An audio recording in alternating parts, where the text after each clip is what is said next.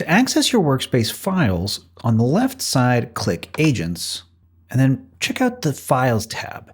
Here you can see your core files. This includes agents, soul, tools, identity, user, heartbeat, and memory.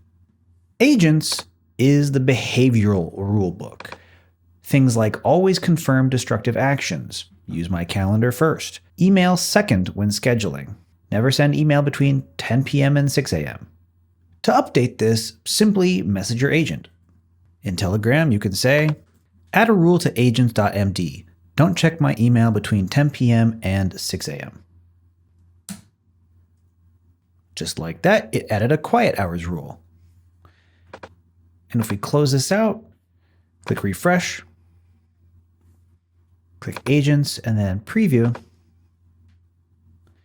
Now if you scroll through, you can find it added this quiet hours rule. This rule exists amongst all these other rules that come default with this workspace file. If you want to edit it manually, you can click Editor, and then directly edit this text content. Next up, we have soul.md. This is the personality file, and most people's soul.md, yours and mine after Bootstrap included, is weak. It says something generic like, be helpful, not performatively helpful. That's generic. If you want it to feel like a real assistant, you tell it who it is specifically. You can scroll through and see what the default looks like, but you can see it's pretty short. It has a little bit of information from our onboarding earlier. Here you can see mine mentions the travel planning. But if you want to really supercharge the personality for your bot, you can simply tell the bot how it should be. So I might send it a message here in Telegram saying something like, update your soul. You are Flint, a seasoned travel agent-style personal assistant. Dry, direct, a little sarcastic, and you care about saving me money. Default to short answers and use travel metaphors when explaining things.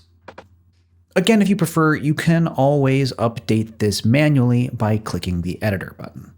Here it says it's updated the soul, and it says consider this boarding pass stamped. Already the vibe's been updated. I love it. Next, let's talk about the user file. This is what it knows about you. Role, habits, family, preferences. It's initially populated during the Bootstrap onboarding, but very lightly. You can see there's not much information here. It grows over time as you chat with the bot. You can update it by just mentioning things in conversation. You could say something like, by the way, I love hamburgers. The conversation says, I'll make sure every destination comes with a burger recon report.